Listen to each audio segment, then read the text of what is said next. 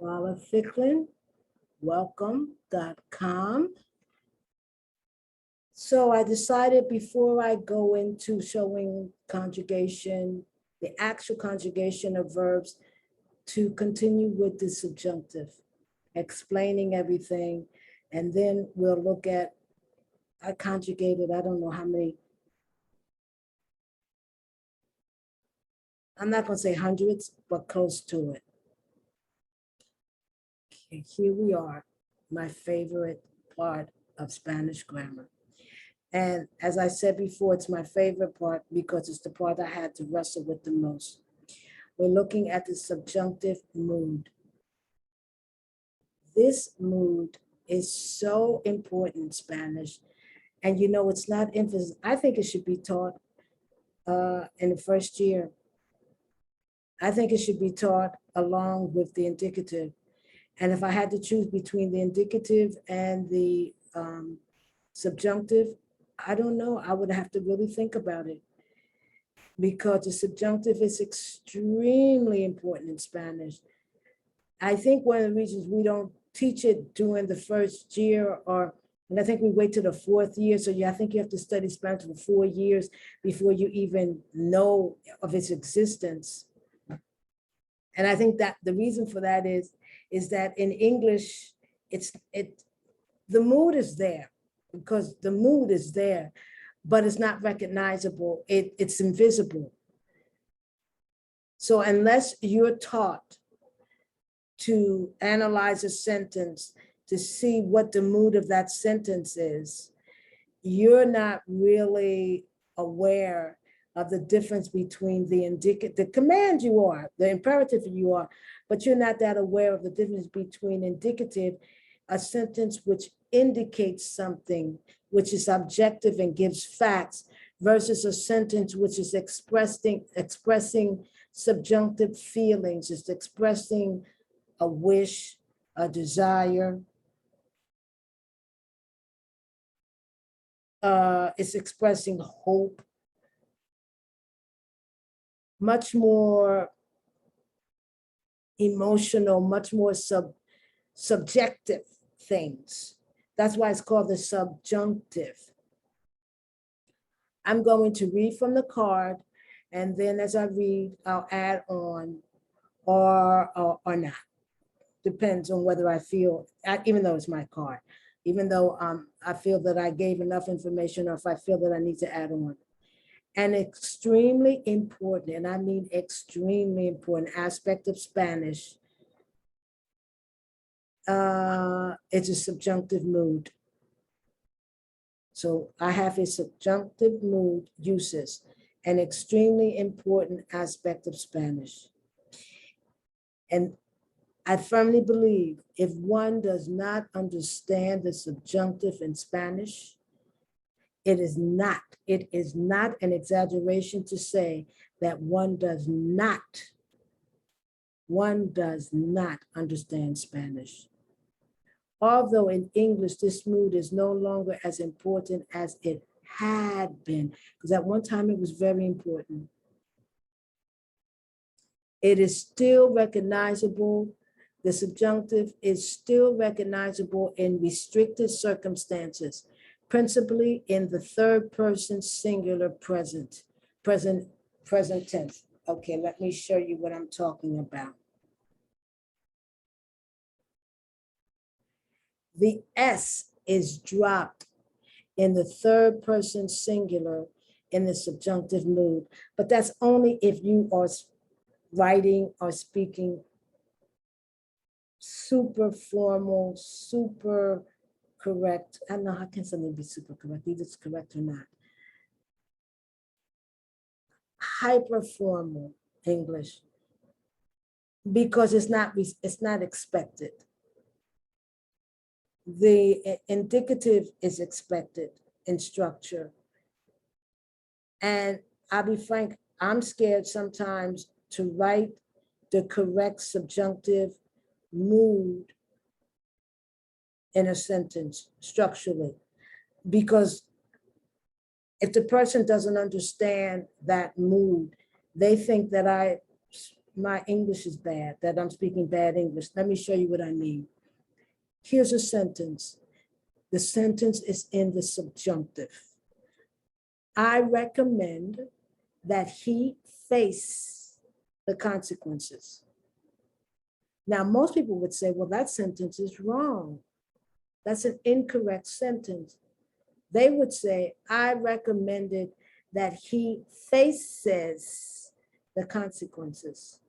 But this is a subjunctive sentence.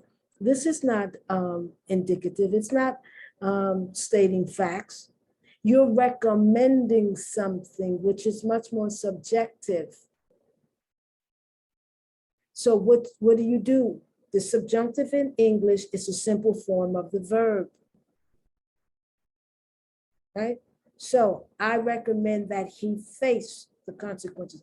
But frankly, if I were writing this sentence, or if I was saying this sentence out to the normal public, especially if I'm teaching English and I haven't taught the subjunctive, I would say I recommend that he faces the truth of the consequences.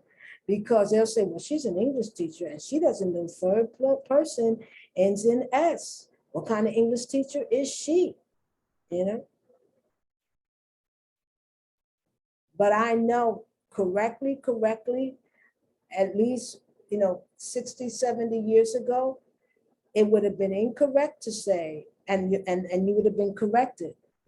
Because I vaguely remember being taught the subjunctive. I read this book one time and it was about the Kennedys or something. And I don't know why I remember this. I think because I was learning subjunctive at the time. And Rose Kennedy was listening to her son. I think it was the President John Kennedy, but she called him Jack. She was listening to Jack give a speech. And the person who wrote the book said this. I can remember it says, and she was very disappointed because he said a sentence incorrectly. He said it in the indicative rather than in the subjunctive. And I remember thinking, the subjunctive, they have subjunctive in English? And I kind of knew what she was talking about. And it was with the verb to be able to, but I kind of didn't. Now, once again, if you notice, you have the dependent clause, I recommend, and then you have the independent clause, he faces the consequences, or he faced the consequences. Okay, so this is what the subjunctive, this is not the only thing in which you wish, I hope, she prays, we beg that, and that next sentence in English should be in the subjunctive. And you would only recognize it in the third person singular, because if you see it in any other person, it looks the same as the indicative. But the third person singular ends in S, and the subjunctive in English is the verb without to. So when you're talking about the verb to be, it's be. Okay, it's be. I suggest that your friend go to the new school. Not I suggest that your friend goes to the new school. But once again, if I'm writing someone and I'm not sure that person understands subjunctive, I would put goes, even though I know that I'm giving the indicative mood rather than the subjunctive mood. The subjunctive is also recognizable in English with the verb to be. Now here I will use a subjunctive still. You speak as if he were your friend. But I hear a lot of people saying, you speak as if he was your friend. That grates my ear, because in this type of structure, I'm still used to hearing the subjunctive. And a lot of people say the subjunctive, but 99.9% of them don't know why they say he were your friend versus he was your friend. They think, I heard this one person said, well, that's just a fancy way of saying. And I said, but when was he your friend? Well, never. So it's not the past. It's another tense. It's not the past. You know, you act as if you were rich. So when were you rich? Well, I was never rich. Well, if it was, then that would be the past. Were is a subjunctive, and they have no idea what I'm talking about. None. But first, I want to show it to you in English, the little bit that I can show it to you in English, where it's visible. Because most times the subjunctive is invisible. It's subsumed into the, what's the word, into the indicative. Other sentences with the verb to be, and you're using the subjunctive. If I were you, not if I was you. If I were you, I would rethink my position. But you're not me. You never were me. I'm imagining something that isn't. And that's another use of the subjunctive. Something that isn't. You were never me, but I'm imagining, but if you were me, but you're not me. So I can't put it as in the indicative, stating a fact, making a statement objectively. Now we're going back to when you are talking about wishes or commands or recommendations. Now I know this next sentence is going to sound wrong, but it's not. It's not wrong, and it's not a dialect. I strongly recommend. Now that's your opinion. And now you're going to give me your opinion about someone else's action. And that's a subjunctive. The subjunctive is not about your action, because then you're just stating a fact. But when you're going to recommend or tell me what you desire or want from someone else. So what? I strongly recommend that Smith be promoted. That doesn't sound wrong. Depending on what generation you are, maybe to Generation Z, maybe even to a millennium, it sounds wrong.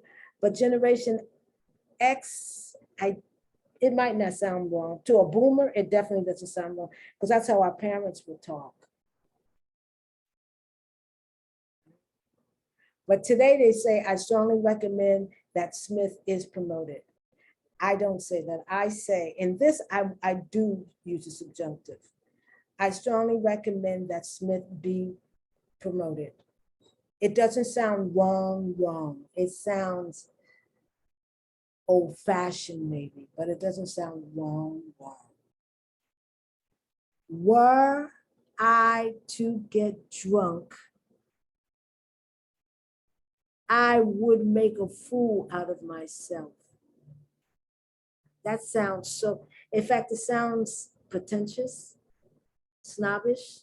Were I to get drunk. But you didn't get drunk. You're thinking about, were I to get drunk.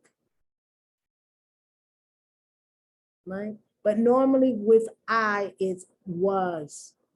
But you wouldn't say, was I to get drunk? But what you really mean is, if I were to get drunk. He insisted that I not be here tonight. That doesn't sound wrong. It's a subjunctive. Most people say, well, I don't know why. Maybe it's fancy. He insisted once again. That's like he recommends, he wishes, he hopes. He insisted. That is subjective. That is not objective, and objective is indicative. He insisted that I not be here tonight. This is the subjunctive in English. And sometimes I will use it and sometimes I won't. It depends on the person with whom I'm communicating.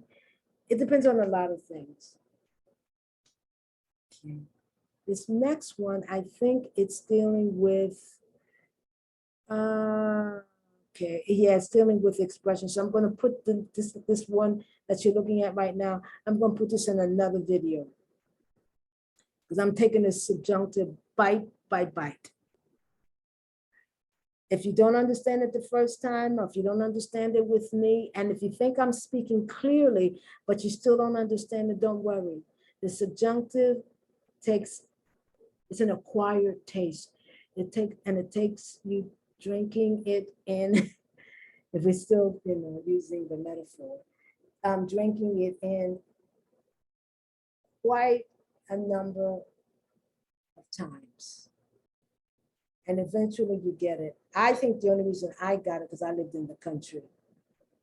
And I heard it so much and so many times. And I would always say, why do you say it this way versus that way? Why? I sounded like a 2-year-old that I got it. I don't know if if I had not lived in the country, if I would have gotten it. I really don't know. And I don't think that I would have understood it in my own language either, and how I use it without knowing that I'm using it. So the card that we're looking at now, I'm going to deal with in the next video. Coralla Fickler McLean, welcome, WYLCOME.com.